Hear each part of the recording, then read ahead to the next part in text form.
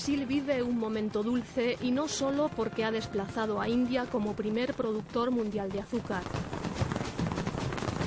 La primera potencia económica de América Latina celebraba con el Año Nuevo la primera mujer en el más alto cargo de la República, a la espera de un Mundial de Fútbol y de los próximos Juegos Olímpicos. En Brasilia, la capital fundada hace 50 años, llovía a raudales el primer día del año la investidura de Dilma Rousseff. Una señal de buena suerte en Bulgaria, el país de origen de su padre.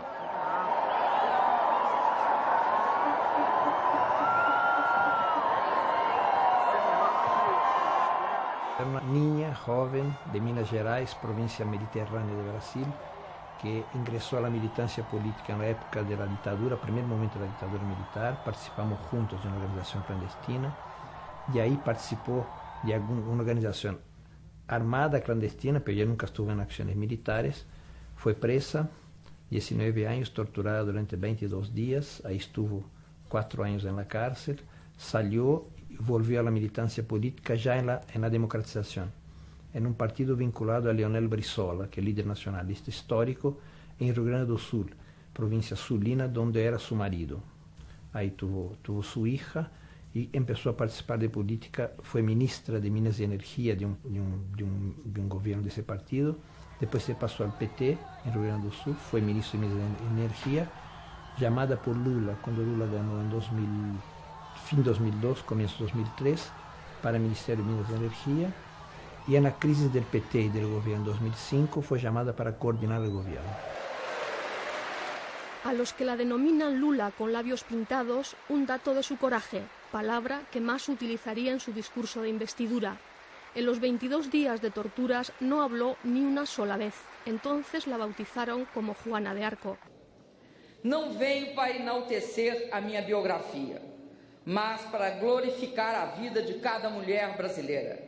Meu compromisso supremo, eu reitero, é honrar as mulheres, proteger os mais frágeis e governar para todos.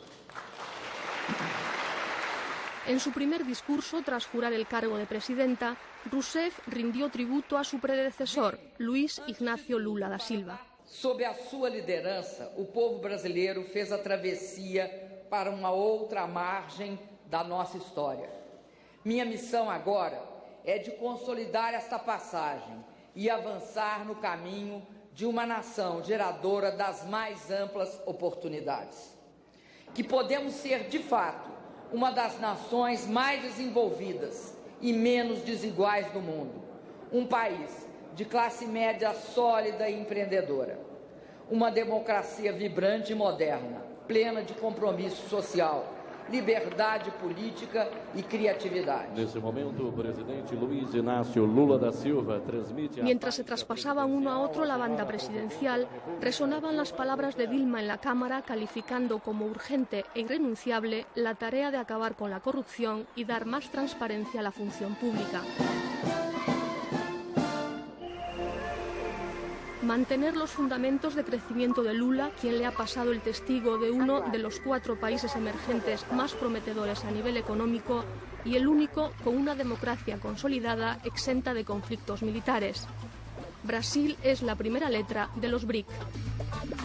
En primer lugar, es un término que se inventó el grupo Goldman Sachs en el 2002, creo que fue.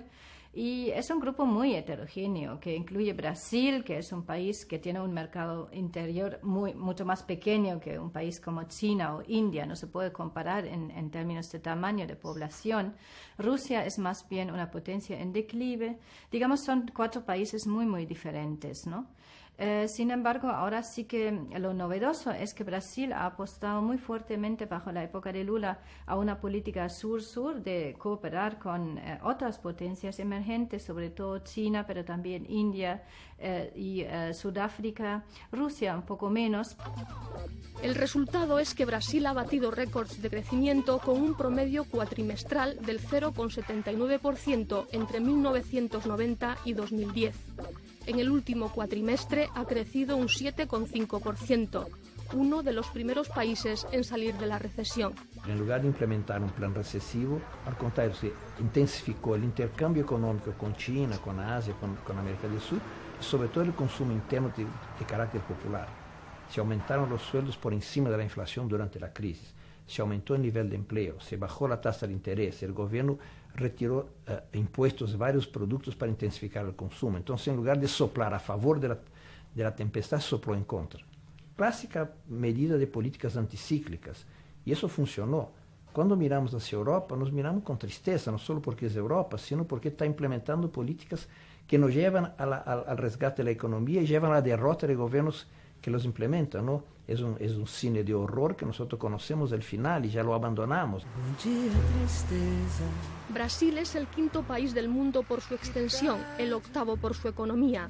En los últimos 30 años ha doblado su población, de 100 a 200 millones. La diversidad de etnias y orígenes, su orgullo nacional, hacen que se parezca a Estados Unidos. Y eso conlleva también que en política, entre la élite política, hubo un consenso de cómo construir una política de industrialización. Hay fuertes lobbies empresariales. Brasil es como uno de los líderes en la construcción de aviones. También tiene un agrobusiness, un negocio de agricultura muy importante, que no son las pequeñas empresas, sino son enormes empresas. Hay que pensar también en empresas como Embraer, como Petrobras, ¿no? La industria petrolera. Colonia de Portugal desde el año 1500, monarquía lusa desde su independencia en 1821 a 1889, la entonces república vivió la primera mitad del siglo XX a la sombra de un presidente totalitario que, sin embargo, se enfrentó a las fuerzas más conservadoras, Getúlio Vargas. Eran los tiempos de la dictadura café con leche, porque los dos estados más fuertes, Sao Paulo y Minas Gerais, eran los mayores productores de café y leche respectivamente. La oligarquía, con la caída dramática del precio del café en la debacle de 1929, decide que debe diversificar la producción. En 1964, un golpe militar apoyado por Estados Unidos puso a los militares en el poder hasta 1985. A pesar de que hubo desaparecidos y escuadrones de la muerte, la brasileña es conocida como dictadura blanda. El último dictador, el general João Baptista Figueiredo, se fue tras haber derogado el Acta 5, que garantizaba el poder absoluto del presidente, abriendo así la puerta a la transición. Brasil viene de un país muy injusto, ¿no? No tuvo nunca reforma agraria, tenía un peso de la oligarquía tradicional muy fuerte. Entonces, yo creo que pendiente es, por una parte, política de ciudadanía. En las favelas de Río de Janeiro, incluso porque la iglesia en Río de Janeiro fue siempre reaccionaria, conservadora, impidió que la teología de la liberación ingresara, entonces siempre fue dominada por narcotráfico. Ahora hay una política que tiene su aspecto represivo, indudablemente, pero está avanzando con políticas sociales y públicas, desplazando los narcotraficantes por primera vez.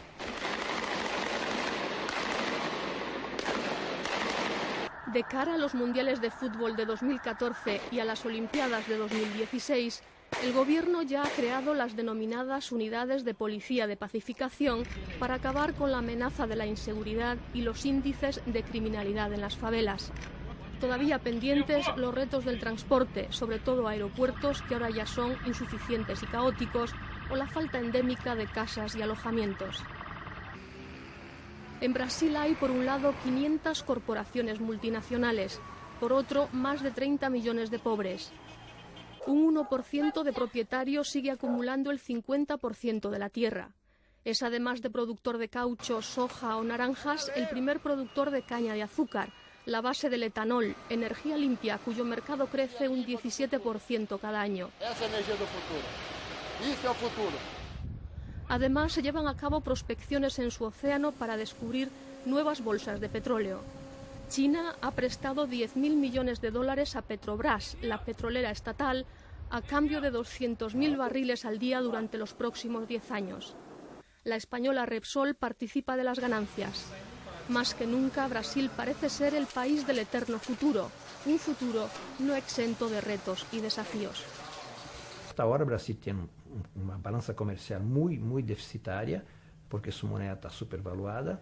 tiene tasa de interés muy alta que llama el capital especulativo, que son los temas primeros del gobierno de Dilma. No va a ser de la noche a mañana, pero va a bajar la tasa de interés, por lo tanto, por eso incluso sacó el famoso presidente del Banco Central, Enrique Meirelles, probablemente para articular. El Banco Central seguirá en la práctica independiente, pero articulado con la política desarrollista del gobierno. Em suma, temos que combater a miséria, que é a forma mais trágica de atraso, e ao mesmo tempo avançar, investindo fortemente nas áreas mais modernas e sofisticadas da invenção tecnológica, da criação intelectual e da produção artística e cultural. Justiça social, moralidade, conhecimento, invenção e criatividade devem ser mais que nunca conceitos vivos no dia a dia da nossa nação. Muitos da minha geração que tombaram pelo caminho não podem compartilhar a alegria deste momento. Divido com eles esta conquista e rendo-lhes minha homenagem.